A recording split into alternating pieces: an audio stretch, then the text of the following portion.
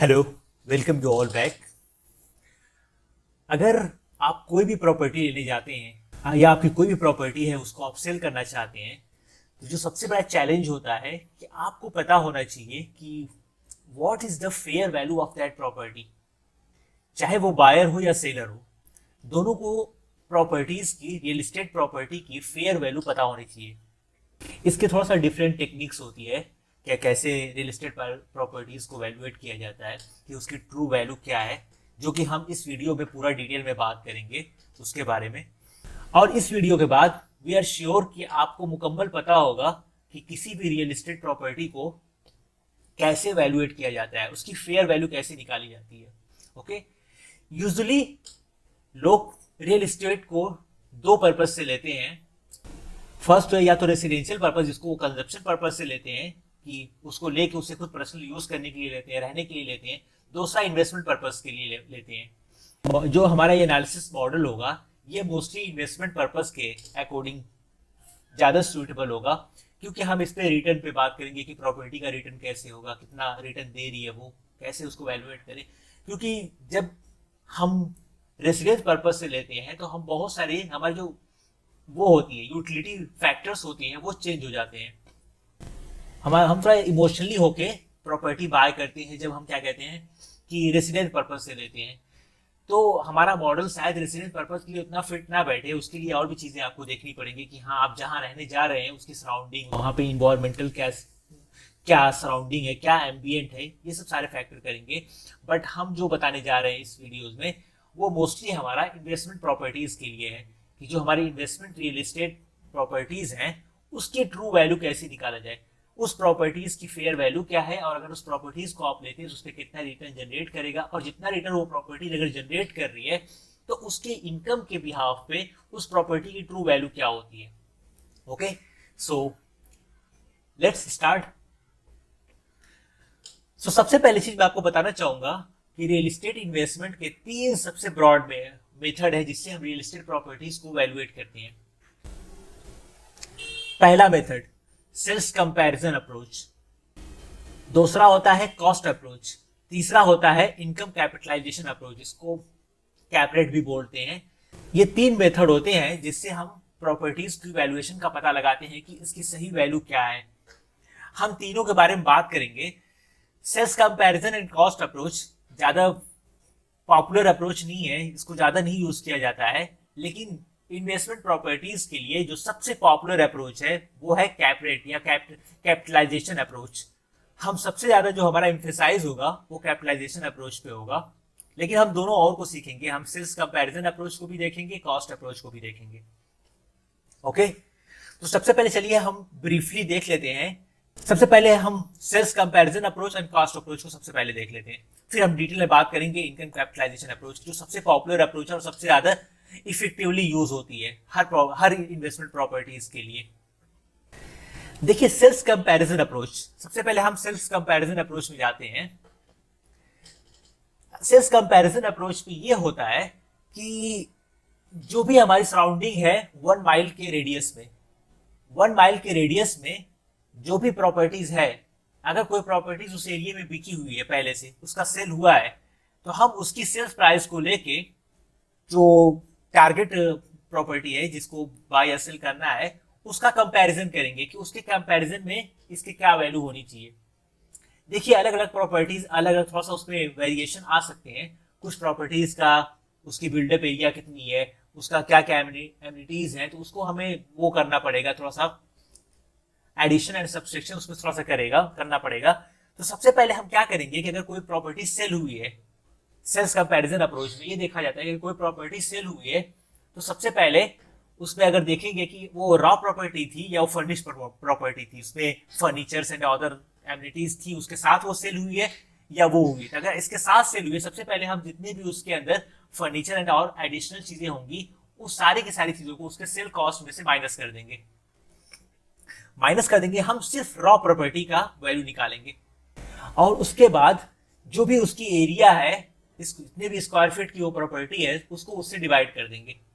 तो उससे क्या होगा कि जो भी वैल्यू आएगी पर स्क्वायर फीट, वो हमारी फेयर वैल्यू होगी कि उस पर स्क्वायर फीट को हम, जो हमारी टारगेट वो है प्रॉपर्टीज है उससे मल्टीप्लाई कर देते। चलो हम इसको एक्सेल पे थोड़ा सा सही से देख लेते हैं। जैसा कि आप देख सकते हैं, ये देखो हमारी सोल्ड प्रॉपर्टीज। अब अज्यूम कर लेते हैं कि ये हमारी सोल्ड प्रॉपर्टीज है। लेट्स अज्यूम कि ये 50 लाख में बिकी है। प्रॉपर्टी कितनी स्क्वायर फीट की थी? लेट अज्यूम 1000 स्क्वायर फीट की थी। ओके, तो हमें करना क्या है, ये हमें पर स्क्वायर फीट इसकी वैल्यू निकालनी है, equal to sold value divide by square feet. 5000 पर स्क्वायर फीट यहाँ पे वो चल रही है, क्या क्या कहते हैं, प्रॉपर्टीज का रेट चल रहा है।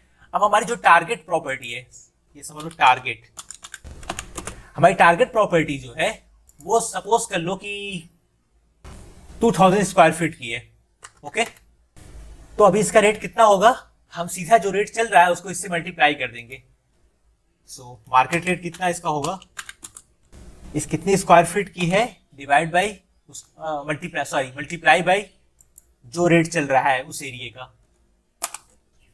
तो ये हमारी 1 CR हो गई, 1 करोड़ की वो प्रॉपर्टीज की वैल्यू हो गई। कि इससे हमें अंदाजा हो गया कि हाँ 1 करोड़ की प्रॉपर्टी, ये कंपैरिजन मेथड से हो गया कि हाँ कंपैरिजन मेथड से same identical property same income yield generate कर रही है अगर, और सेम एरिया में है, तो इस मेथड के थ्रू हम ये चीज पता लगा सकते हैं कि कोई सेम प्रॉपर्टी है जो सेम इनकम जनरेट कर रही है, सेम एरिया में है, कोई ज्यादा मेजर डिफरेंट नहीं है दोनों प्रॉपर्टीज के बीच में, तो हम कंपैरिजन मेथड से पता लगा सकते हैं कि उस बिल्डिंग का या उस रियल एस्टेट की ट्रू वैल्यू क्या है।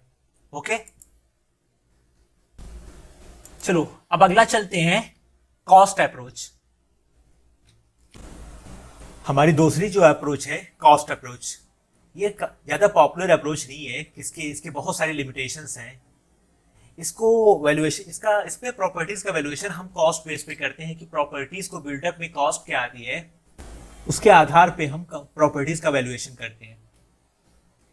जैसे लैंड प्राइस जो है, उसको जमीन को खरीदने की क्या कॉस्ट है, फिर उसको बनाने की क्या कॉस्ट है, इन दोनों को ऐड कर देते हैं। उसके बाद जो भी डिप्रिसिएशन होता है उसका एनुअली, उसको हम उसमें से माइनस कर देते हैं। तो जो भी वैल्यू आती है कॉस्ट बेस्ड अप्रोच से, वही उसकी प्रॉपर्टीज की वैल्यू होती है। इसको बहुत ही रेयरली यूज किया जाता है कॉस्ट अप्रोच को, ज्यादा पॉपुलर अप्रोच नहीं है, तो हम ज्यादा इस पे एम्फसाइज नहीं कर रहे हैं। अगला हम चलते हैं मेन इनकम अप्रोच पे, जो कि सबसे पॉपुलर और सबसे फ्रिक्वेंट यूज की अप्रोच है, जिसको हम कैप रेट बोलते हैं। कैप रेट सबसे बेस्ट अप्रोच मानी जाती है रियल एस्टेट वैल्यूएशन के लिए, particularly if you buy it for as a investment purpose. अगर आप इन्वेस्टमेंट पर्पस कोई प्रॉपर्टी लेने जाते हैं तो आप देखते हैं कि उसकी रेंट यील्ड क्या आ रही है, उसके रेंट के यील्ड के अकॉर्डिंग आप उस प्रॉपर्टीज की वैल्यूएशन करेंगे कि इसकी फेयर वैल्यू क्या होनी चाहिए। ओके, तो चलो इसको हम देखते हैं। ये रियल एस्टेट वैल्यूएशन की सबसे पॉपुलर अप्रोच है। अगर आप इन्वेस्टमेंट पर्पज से कोई रियल एस्टेट प्रॉपर्टीज लेना चाह रहे हैं तो उसके रेंट यील्ड के मेथड पे कि कितनी इनकम वो प्रॉपर्टी जनरेट कर रही है, ये वैल्यूएशन खास तौर से जो रेंटल इनकम जनरेट करती है प्रॉपर्टीज उसी पे अप्लाई होता है कि जिसकी एक इनकम हो, जिस प्रॉपर्टी की कोई इनकम हो, उसी पे ये मेथड अप्लाई होता है। ये सबसे पॉपुलर मेथड है अमंग ऑल द एनालिस्ट। जितने भी फाइनेंशियल एनालिस्ट होते हैं या रियल एस्टेट इन्वेस्टमेंट एनालिस्ट होते हैं, वो इस अप्रोच को सबसे ज्यादा प्रेफर यूज करते हैं। इसको डिस्काउंटेड कैश फ्लो पे रख के हम इसकी फेयर वैल्यू निकालते हैं, जो कि हम आगे चल के डिस्काउंटेड कैश फ्लो पे हम डेडिकेटेड वीडियो बनाएंगे, जिसमें हम डिस्काउंटेड कैश फ्लो का each and every aspect will be cover their. चलो इसका ओवरव्यू लेते हैं कि कैप रेट होता क्या है, कैसे कैप रेट कैलकुलेट करते हैं। ओके, सबसे पहले हम एक्सेल शीट पे आ गए हैं। जो हमने पहले किया था वो सारा क्लियर कर लेते थोड़ा। ये मार्केट वैल्यू बताते हैं, market value of the property, market value of property. Okay, उसी वाले एग्जांपल पे लेते हैं। चलो 50 लाख, जो उसका एनुअल रेट आता है, एनओआई बोलते हैं, नेट ऑपरेटिंग इनकम। ओके, जितना भी रेंट आता है, रेंट माइनस ऑपरेटिंग एक्सपेंसेस, ये इसका फॉर्मूला होता है एनओआई का। ये एनओआई का फॉर्मूला होता है कि net operating income equal to total yield, जितना भी रेवेन्यू आता है, रेंटल इनकम, अदर इनकम, जो भी इनकम आती है उस प्रॉपर्टी से, माइनस ऑपरेटिंग एक्सपेंसेस। तो उसके थ्रू क्या आ जाएगा, हमारा एनओआई आ जाएगा। चलो हम एज्यूम कर लेते हैं ये सारे एक्सपेंसेस निकालने के बाद जो हमारा नेट ऑपरेटिंग इनकम बचती है वो लेट एज्यूम की 50,000, 1 लाख। तो कैप रेट हम कैसे निकालते हैं? कैप रेट का फॉर्मूला होता है NOI divided by the market value of the property. तो इक्वल टू जितने भी नेट ऑपरेटिंग इनकम हो गई ये divide by total properties value. ये हमारा 2% का नेट ऑपरेटिंग इनकम हो रही है। सपोज करो रेंटल ईड हमारी बढ़ के 4 लाख हो गई तो हमारा 8% के हिसाब से हमारा कैप रेट आने लगा है। ओके, तो इसके थ्रू हम पता लगा सकते हैं कि इसकी फेयर वैल्यू क्या होगी। जैसे अब मार्केट की फेयर वैल्यू पता लगाने के लिए हम एक और भी कर सकते हैं। रेंटल जो उसका वो आता है, नेट ऑपरेटिंग इनकम होती है, net operating income divide by ये हमारा टोटल वो आ गया प्रॉपर्टी वैल्यू। सपोज कर लो किसी प्रॉपर्टीज की जो वैल्यू है, कट कर, चलो इसको और तरीके से हम देखते हैं कि सपोज कर लो कोई प्रॉपर्टीज जो है, जो ये रेंट हो गया हमारा, जो टोटल क्या कहते हैं 10 लाख का एनुअल रेंटल इनकम जनरेट करती है।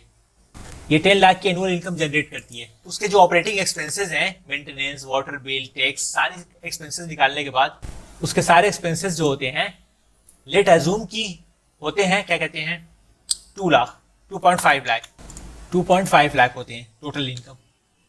चलो अब देख लेते हैं कि इसका क्या कहते हैं, इसकी NOI net operating income equal to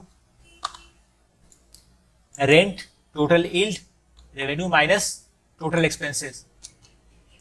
ये इसकी नेट ऑपरेटिंग इनकम हो गई है। सपोज कर लो कि उस एरिया में जो कैप रेट है, कैप रेट जो चल रहा है, या उस प्रॉपर्टी का जो एरिया का कैप रेट है, लेट एज्यूम की 10% है। तो अभी प्रॉपर्टीज की वैल्यू क्या होगी, उसके रेंट और एनओआई और कैप रेट के बिहाफ पे, ये सपोज कर लो कैप रेट उसका है, तो net operating income divide by cap rate. तो ये हो गई प्रॉपर्टीज की वैल्यू। कैप रेट अगर 6% है तो ये हो गई प्रॉपर्टीज की वैल्यू। ओके, तो इस तरह से कैप रेट और क्या कहते हैं नेट ऑपरेटिंग के बिहाफ पे हम रियल एस्टेट की वैल्यू पता लगाते हैं कि कितनी वैल्यू उसकी हो रही है।